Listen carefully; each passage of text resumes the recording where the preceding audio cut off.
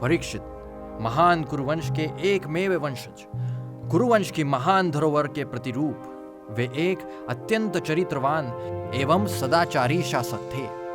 प्रजाप्रिय तथा अपने आदर्श शासन के लिए प्रसिद्ध ऐसे थे राजा परीक्षित। एक दिन जब वे अपने सहयोगियों के साथ आखेट पर निकले थे, उनके बाण से एक मृग आहत हो गया।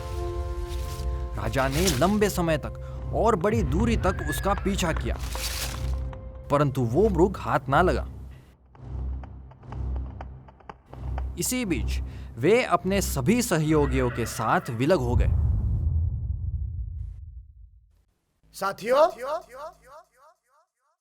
साथियों, राजा परीक्षित उस घने जंगल में अपने मार्ग से भटक चुके थे। अत्यंत क्षुधा और तृष्णा से व्याकुल हो पूर्णतः श्रांत वे अपना मार्ग ढूंढते रहे।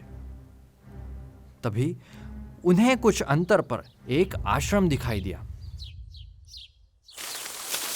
और वे उस ओर चल पड़े। प्रणाम ऋषिवर। मैं राजा परीक्षित। मेरा आखेट वन में कहीं लुप्त हो गया है। क्या आपने उस आहत मृग को कहीं देखा है ऋषिवर?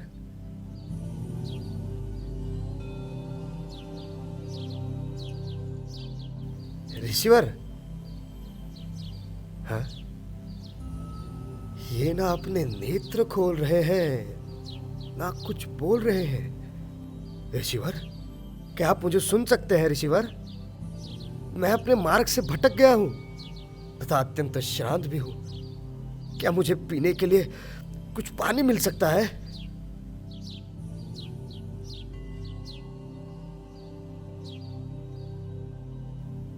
ये तो अनुचित व्यवहार है। एक राजा आपसे सहायता की याचना कर रहा है और आपको उसकी अवस्था का तनिक भी आभास नहीं हो रहा। राजा परीक्षित अपना संयम खो रहे थे। ऋषि शमीक का ऐसा व्यवहार वे कदापि सह न सके।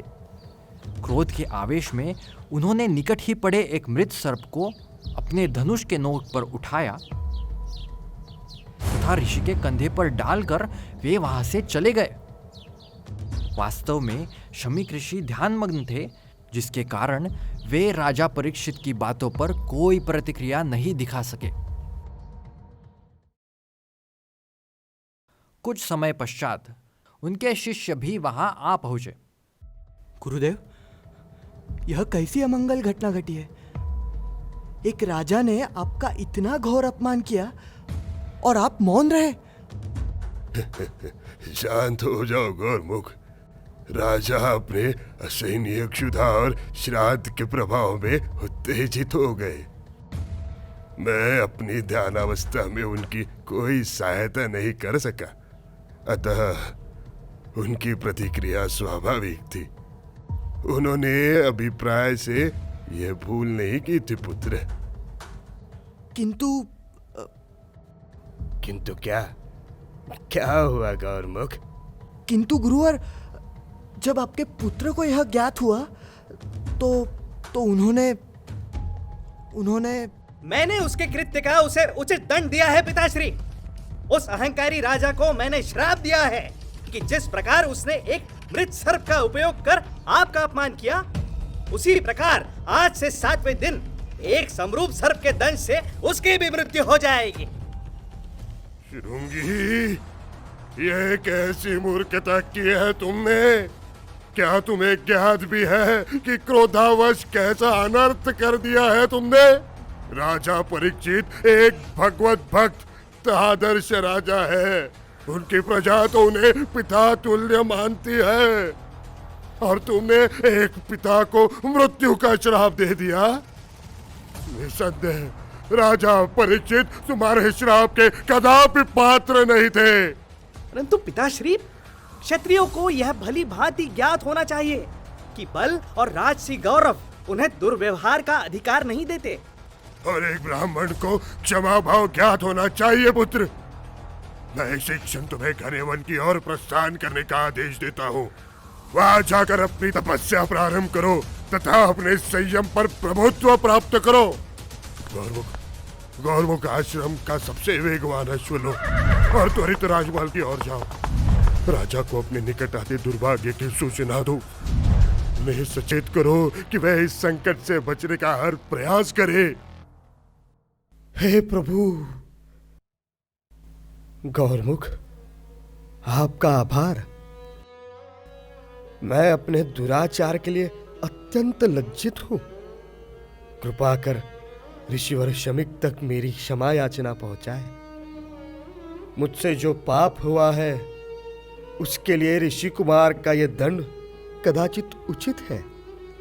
मुझे अपनी मृत्यु के श्राप का उतना दुख नहीं है जितना अपने अक्षम्य दुष्कर्म का है।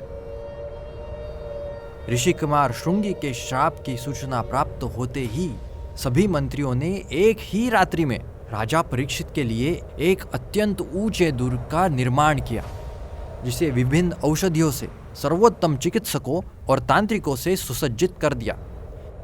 केवल इतना ही नहीं, कड़ी सुरक्षा से घिरे उस दुर्ग में वायु का आवागमन भी अति नियंत्रित था। ऐसे स्थिति में किसी भी सर्प का राजा तक पहुंचना निसंदेह ही असंभव था। परंतु परीक्षित जैसे महान राजा की मृत्यु भी एक असाधारण सर्प के कारण घटने वाली थी।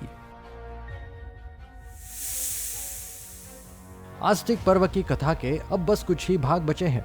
आगे भी हम महाभारत, भारतीय इतिहास तथा अन्य विषयों पर एनिमेशंस बनाते रहेंगे, लेकिन इसके लिए हमें आप दर्शकों के सहयोग की आवश्यकता है।